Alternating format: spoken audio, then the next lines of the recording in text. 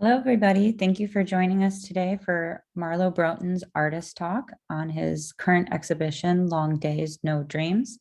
We'll get started in just a few minutes. This will be recorded and will be available to be viewed later on as well.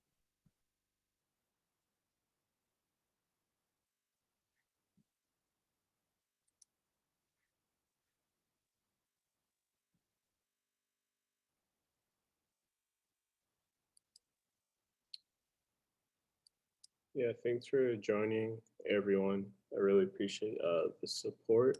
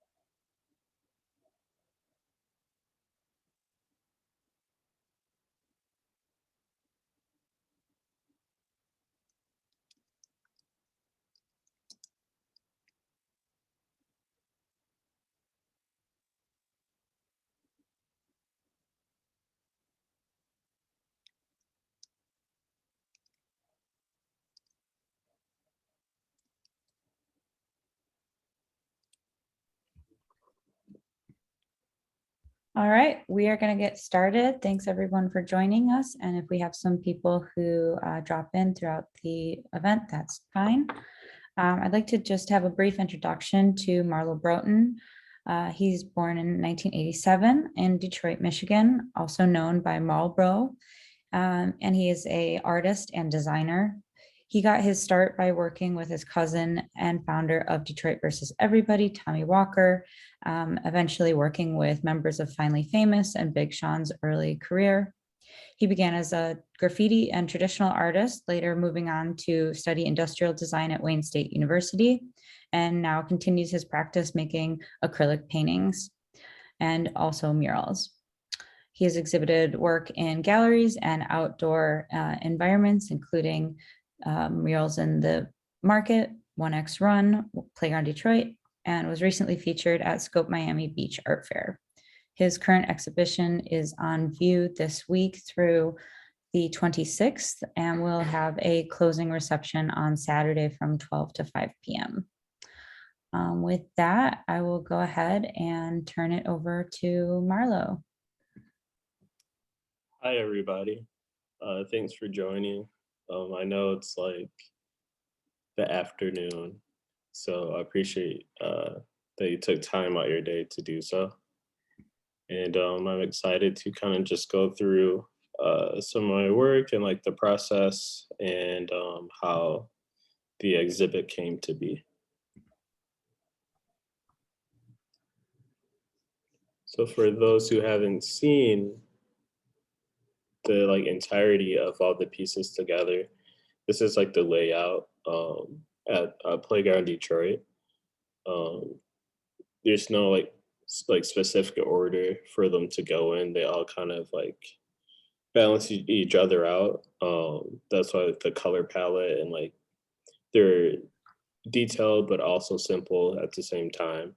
So it's kind of tells the story, and you're able to like kind of make the story within your head as well.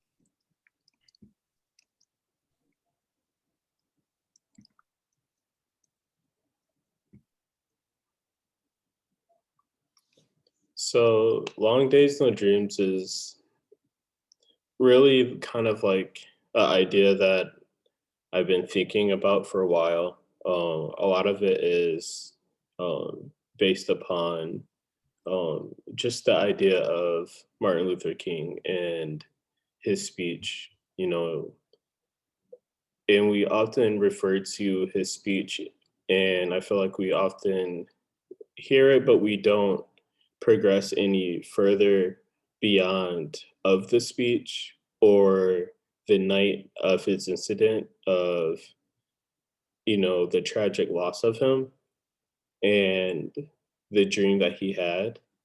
But there's been like several accounts of the night of the speech and before he was assassinated, and how we only took certain parts of that and we kind of hammer that into history more so than um, moving it further along. So with my exhibit, I was trying to challenge that and really bring what the dream speech means to me. And for me, it seemed more as it's time to wake up from what the dream is. Like he wanted everyone to be aware. So with him saying he has a dream, it's really of him wanting equal rights. He wants freedom. He wants people to be aware. And we shouldn't really have to dream of a better life because we're all human in this planet. And the Black experience is something that definitely battles that. You know, it's something I battle with every day that I wake up. You know, anything can happen. So that's what really brought me to this idea.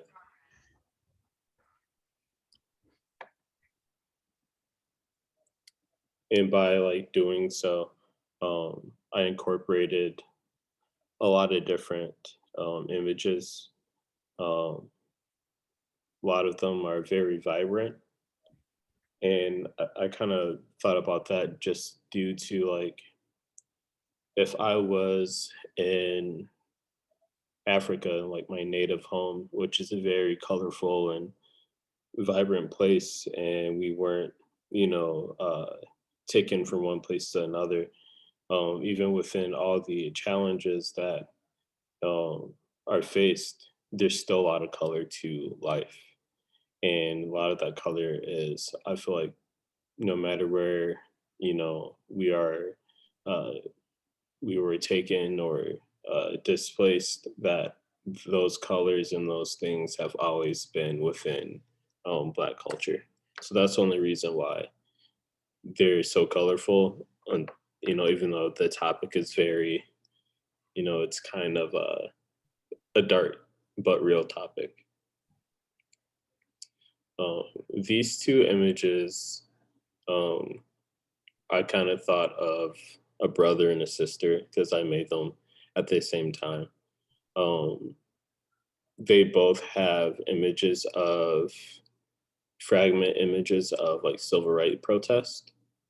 So within the body, you see other bodies because I know I often feel that even though it's like a hidden weight, but I do carry the resolve of my ancestors and to push those things forward and to often look back to push things forward. So you have to look back to push things forward. And we carry all these different emotions and the fight, still the same fight today as we did back then. So that's why in a lot of my images, you see all these different details and figures and ideas as well, because we often carry those.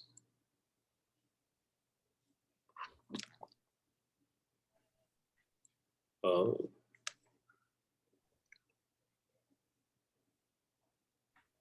all the dance is, I feel, it's almost kind of like a subtext of just the political experiences of just being Black in America, but also deals with women and women rights as well. And a lot of those things, the freedom of those things somewhat happened close to the same time. And a lot of Black women still deal with a lot of the issues today's and women in general. And I kind of thought of all a dance just for like multiple reasons. Um, a lot of stories of like, my cousins and my mom and like my sister and so on and so forth, like friends are going through, and just way like the Me Too movement and how even with the abortion rights, like we have all these men trying to speak for women, and they often say women are heard just as if they say kids are heard, and we care about what kids have to say. You often see the opposite. And even within the pandemic, you see all these like women led countries or politicians who are making like certain decisions for the better of the people, more so not just the economic value of people. And I feel like the age of women really controlling things for the better, the greater good is definitely upon us, and it's needed. So I often kind of feel like men try to dilute women and put them in the background instead of actually listening to women. And women are the ones who also make us, and they make a lot of things work. And out of all the people in my life who have made the most impact personally have been women. So that's why the male figure is more covered up, and you can see more of the details in the body of the woman figure.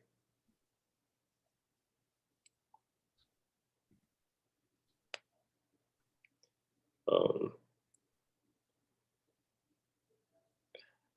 these two are, I would say, probably a little bit more. Well, one of them's a little bit more existential than the other.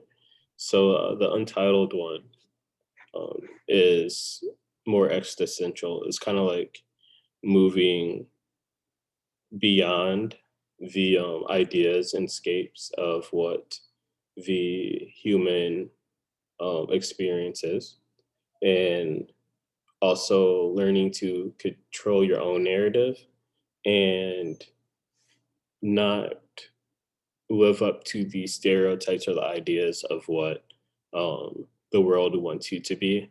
You are able to rise above those things. So it's more of like a very kind of like,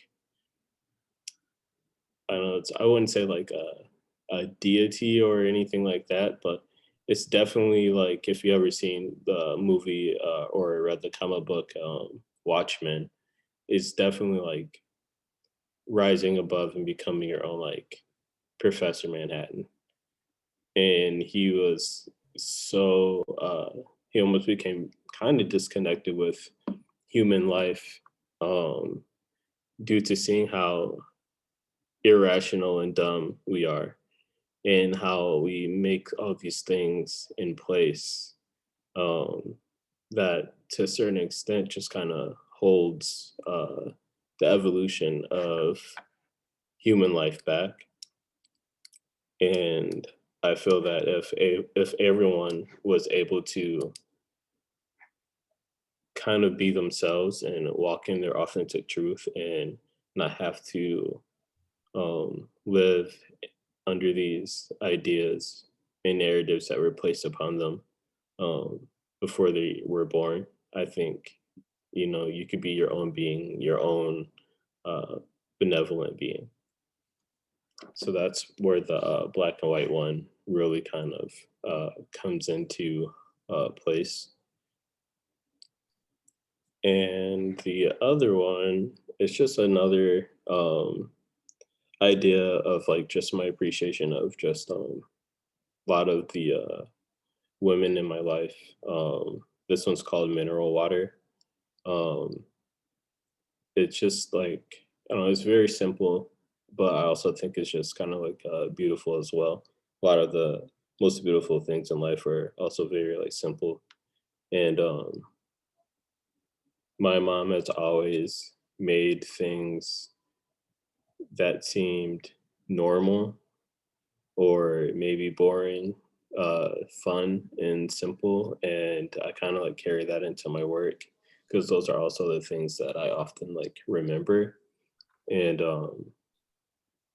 I feel like, a lot of women have just always been like a cosmic being in my life. Again, like even with like Playground Detroit, they have always supported me in a way that I've never experienced within any men within this industry. And it's always been like a very peaceful and, kind of like a cosmic uh, connection of an understanding. And, we make things work. And so that's just kind of like the idea of, of that piece.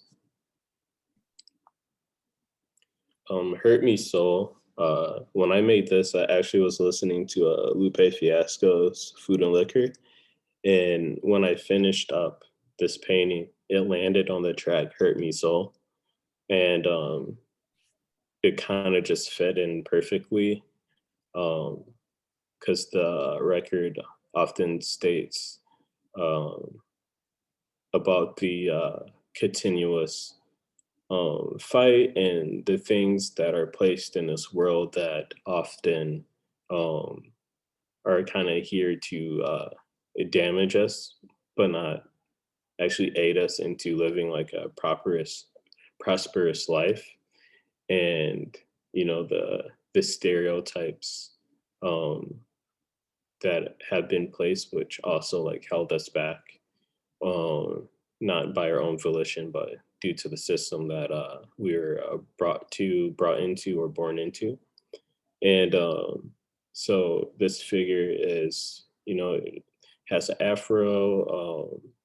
There's a civil rights riot within her body.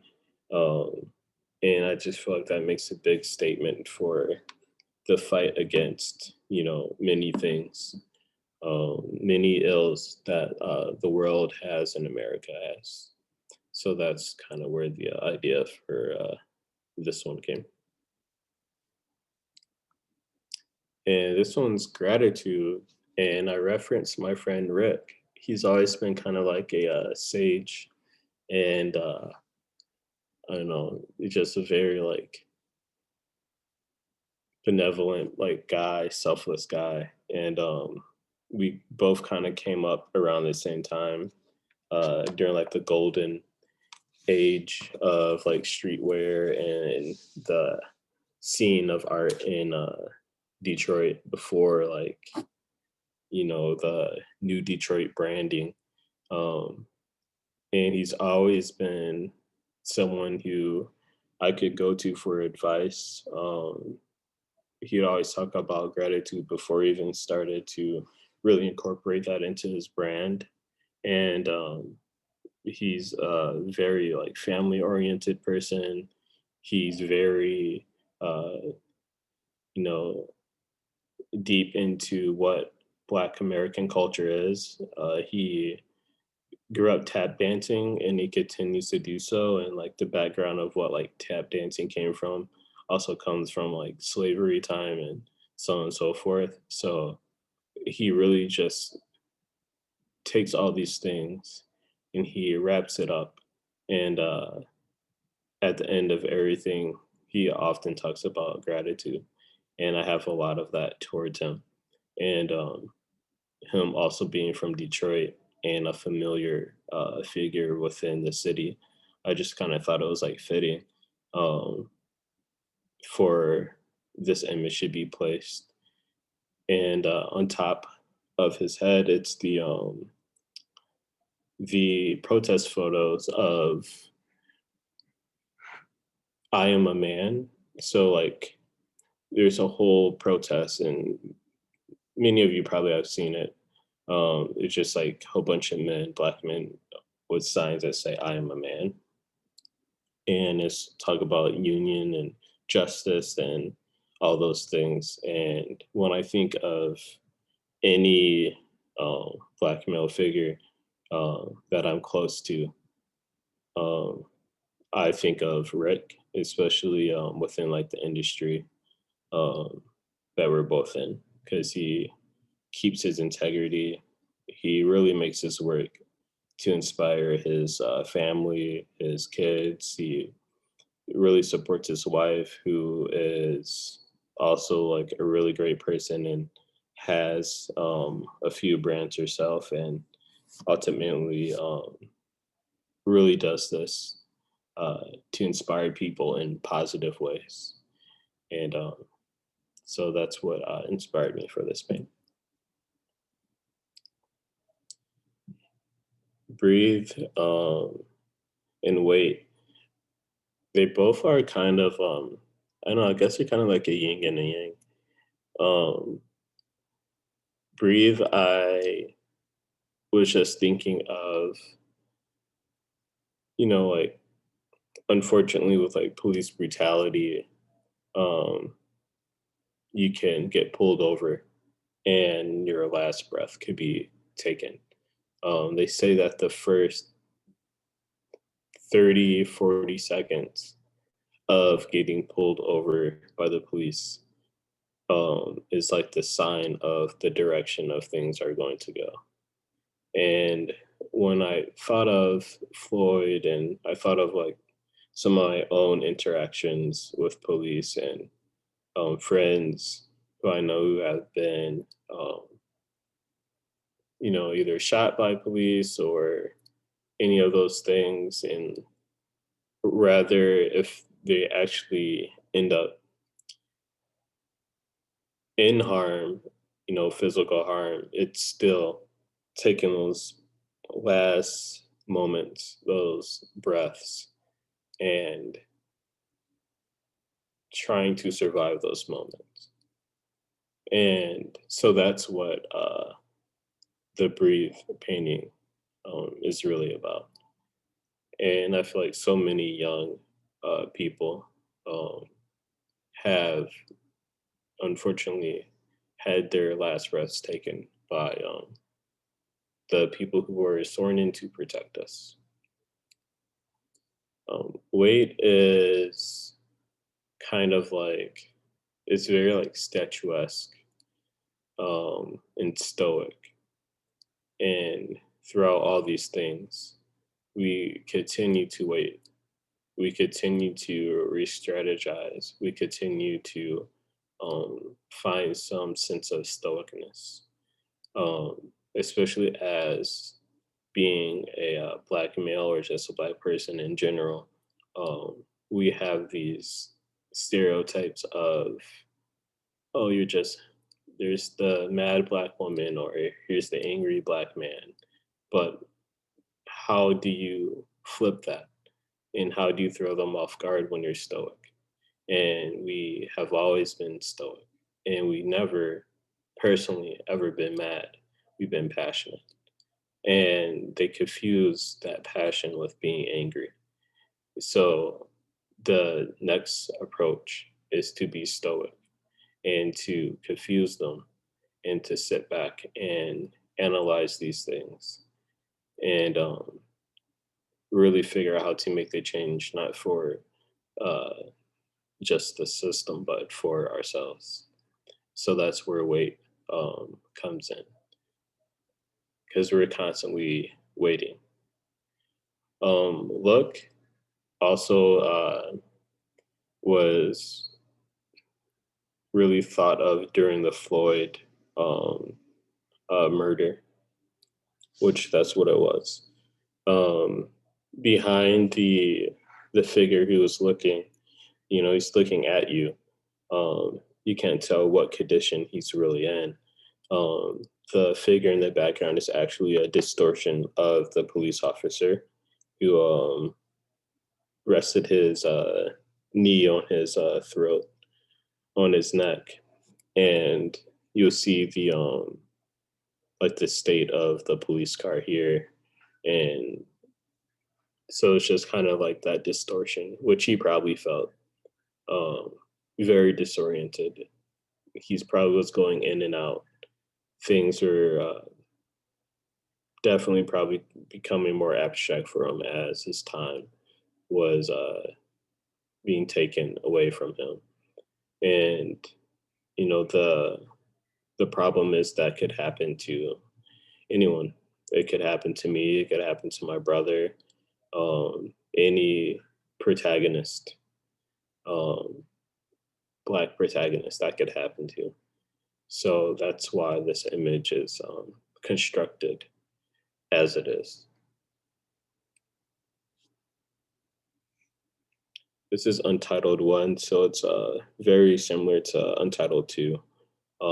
It's just a different perspective of transforming into that existential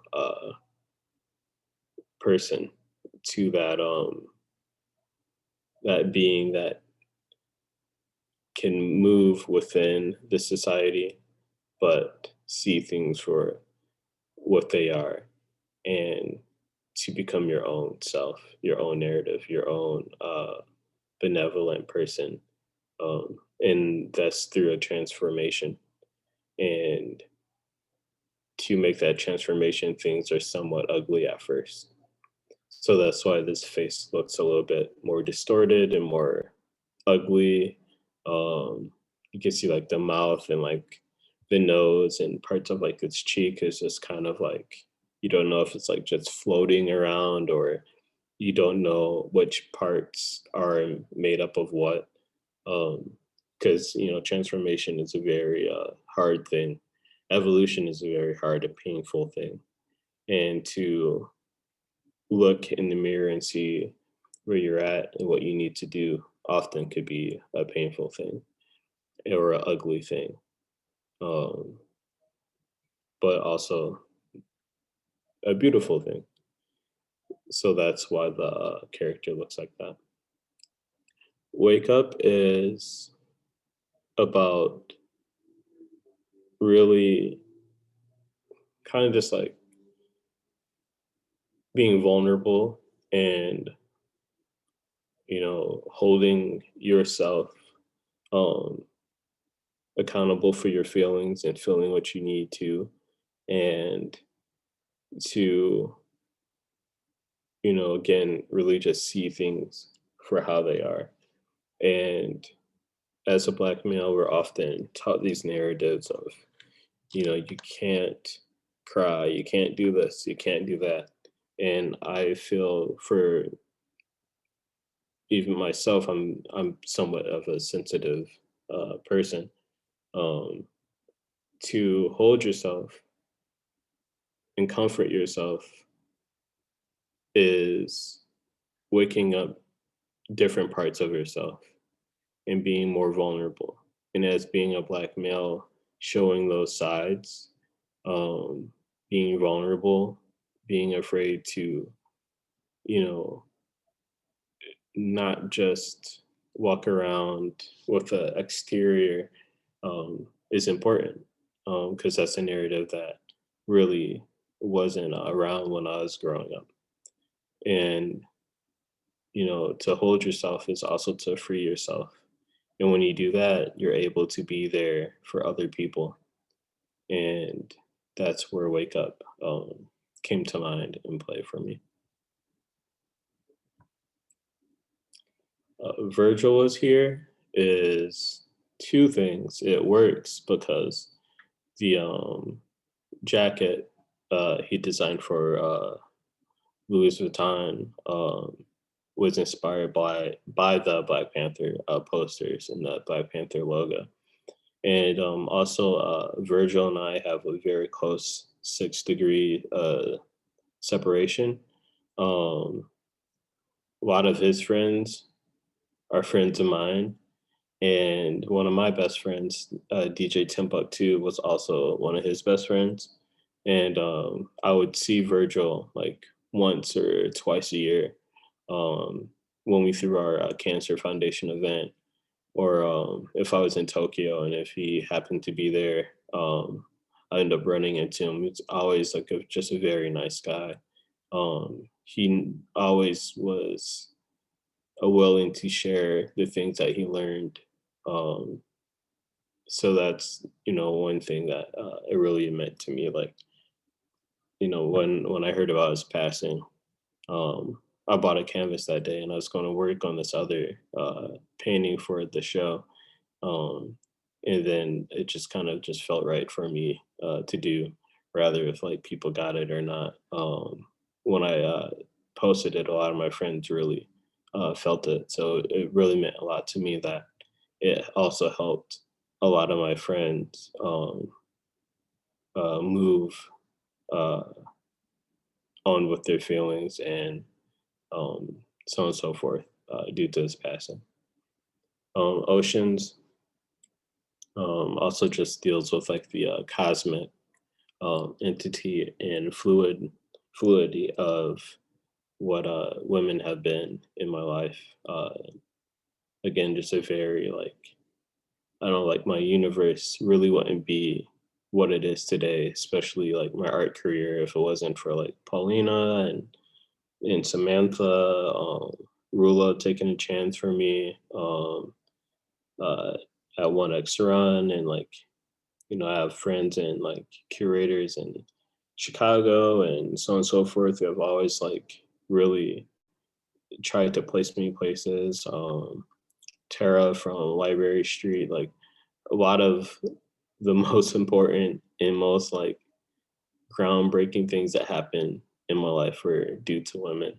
And we often forget that we are also made from the universe and we are carried into this world by women. So Oceans kind of shows that wave of gratitude and in the fluidity of just women like carrying on and like continuously watering me throughout my life. And so that's what Oceans really is for me. And I use like the blue and the purple because it's very calming and understanding uh, color. And I feel that we often think of blue as a color for men, but really, I don't think any color is for anyone. Um, and a lot of the most like deep conversations and like things I've really like when I had to figure out stuff, um, I would always talk to my mom, and it was just kind of like a calming in sense. And when I think of calming things, I also just think of the color blue and purple, and so that's kind of like where the colors come in. Spring reverb also is an image of about vulnerability. Um, Again, me being who I am, and I've never been really afraid of being who I am. I've always been very, I guess I would say I'm sensitive, but I'm also like kind of stoic at the same time. And I'm very self aware of how I feel. And I'm not afraid to take time for myself to express those things. And I feel that it's been very beneficial for me to do so. And it's a conversation that a lot of um, that I'm having with a lot of my male friends as well, um, is to really, be there uh, for yourself and for your emotions. And, we are often taught that, we have to be strong, we have to do this, we have to do that. So I made, this image with the same respect as the other of the power of vulnerability, the power of being able to um, show your emotions, to be sad sometimes, to be, um, you know, all these other emotions besides I need to put my boots on, go into war, and not think about those things and repress those things because those things come out in many other ways. And we have seen it in the Black community in multiple ways. I know I have with a lot of my uh, uncles and cousins who displaced their emotions into other things instead of just dealing with them. And so that's why I made Spring Reverb, because I think the best thing you could do is to nurture your emotions and feel the wave of them. And as they go on, a new season starts. Seeing my spring um, is kind of a, I guess, I wouldn't say a counter response, but it's within the same category that we have trauma that comes from our ancestors. And some of these feelings I truly do believe aren't just from present day, but it's from past trauma that has been handed down and the displacement of coming from Africa to on the boat to constant, trauma of just trying to be Black in America or anywhere in this matter. Um, we often deal with our ancestors' traumas too, and so that's where seeing my spring comes in. Then also when I think of, I was just like looking at like a lot of like tribal images and things, and I kind of just wonder what like my great ancestor would be, and a lot of my friends said from the way I look, I would be like West African. So I was kind of just like going back and forth to some of my friends from who are from Africa and know their heritage and lineage, and um, I kind of just like made this image and thinking about all the things and feelings that they had to go through on the day to day, um, and how that often carries on to the way I carry myself. I probably have a lot of traits and things um, that I get from someone I never met before. You know, I don't know what my cousins or distant relatives in Africa would be like, or if someone had the same like ideas or demeanor or anything as me. So that's just kind of like where it came from this. And then also uh, Eve. I think Eve also would have had a very kind of tribal um, aspect. And, women bring new life, and spring comes new life. So that's the plethora of ideas that came when I made that picture. A river don't stop to breathe. Um, so this one I was thinking about uh, just the immigration and indigenous rights and people, and how we often uh, take land. It's like a very American thing to do, a very European thing to do. And the body has an image of um, the protests where the woman had the land of immigrants sign. And when I was thinking about this painting, I was talking to a friend of mine who is an indigenous person. And she's indigenous in passing because she looks white.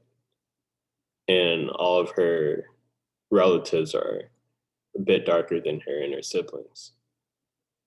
But she often wears tribal makeup. And so that's why like the colors are kind of like how it is. Like around the eyes is like a little bit darker, and like around like the chin and so on and so forth. It's kind of to show uh, the tribal marking, the the abstractness of face paint. And I feel that indigenous people are often overlooked, and especially in America, in which this land is all Native American, and so many places are built on Native American ground, and there's not much they could do about it. Uh, Indian reservations are as bad or even worse than some of the ghettos in America. And they deal with a lot of problems like fentanyl and alcoholism and so on and so forth. And they just want, they simply just want their land back. They want what is due to them, which they shouldn't have never really had to fight for. Um, and a lot of the women carry those burdens because they have to deal with a lot of the trauma and things that the men bring back home on top of raising kids within all of these, different things that are going on. Um, so that's the idea for this one. And thank you all for viewing. And if there's any questions, I would love to answer them. Thank you, Marlo. That was such a great presentation.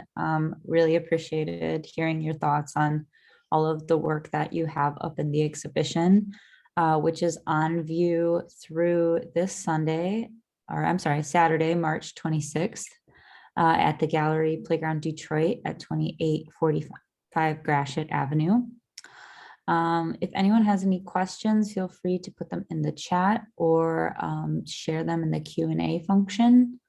We'd love to hear some feedback from you. We'll give it a few minutes, and if not, we'll see if Marlo has any final words. So just hold on.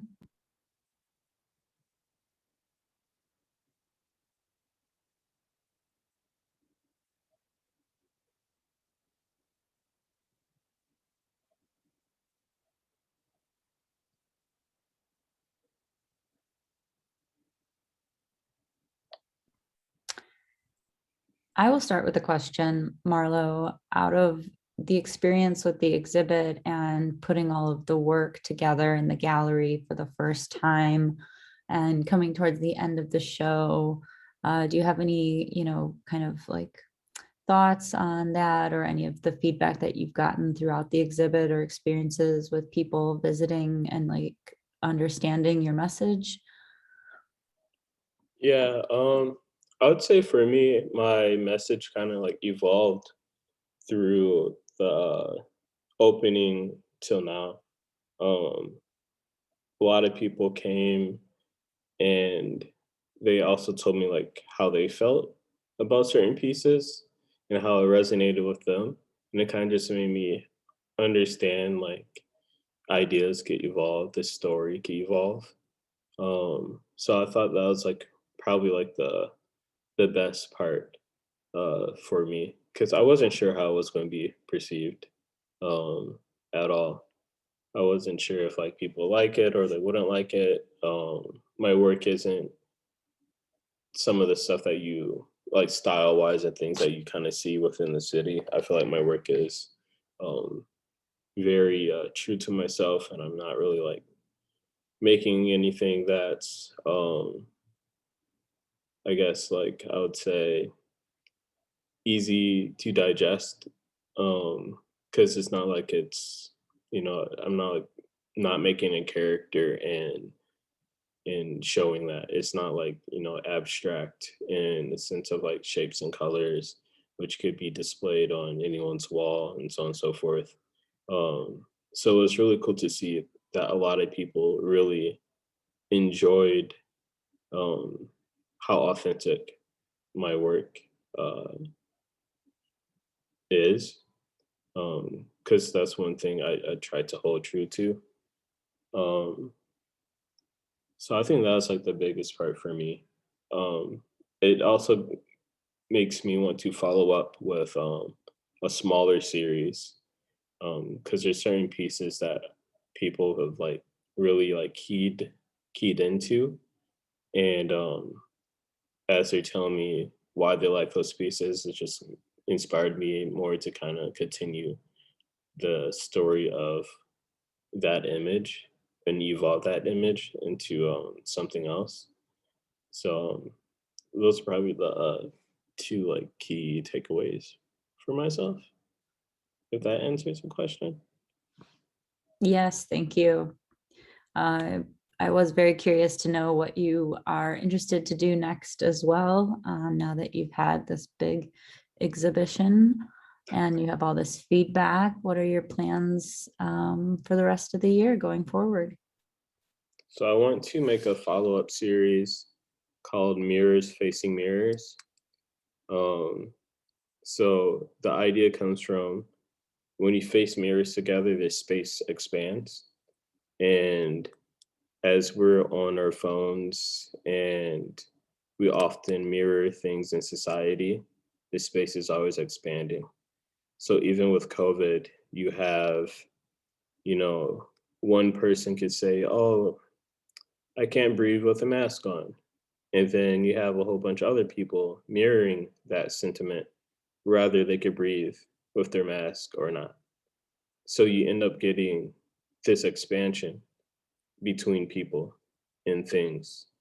And right now, America is in a situation of that expansion. So there's mirrors facing mirrors. Everyone's holding a mirror for something, and we're not getting closer to each other or to a solution or a resolve um, because the space is expanding within them. So that's what my next series will be about. Well, I think we will all be looking forward to that, Marlo. And I just want to thank you again one more time for taking the time out today to share your work with everyone. This will be posted at a later date online, so you can watch and share with friends if you were not able to make it today. And again, we have viewing hours Thursday through Saturday, 12 to 5 p.m. By appointment, and Saturday is the closing reception. So the gallery will be open from 12 to 5 p.m. Do not miss your last opportunity to see this in person. And the exhibit will also be on view online on our Artsy profile page under the exhibitions. And you can feel free to reach out for any inquiries for work that is still available. Thank you so much, Marlo, and thank you for everyone who attended. Yeah, thank you. I know it's like, the afternoon, people be working and stuff. So I appreciate those who have came. Awesome. All right. Well, thank you, everybody. We'll have a good day and we'll talk to you soon. Take care.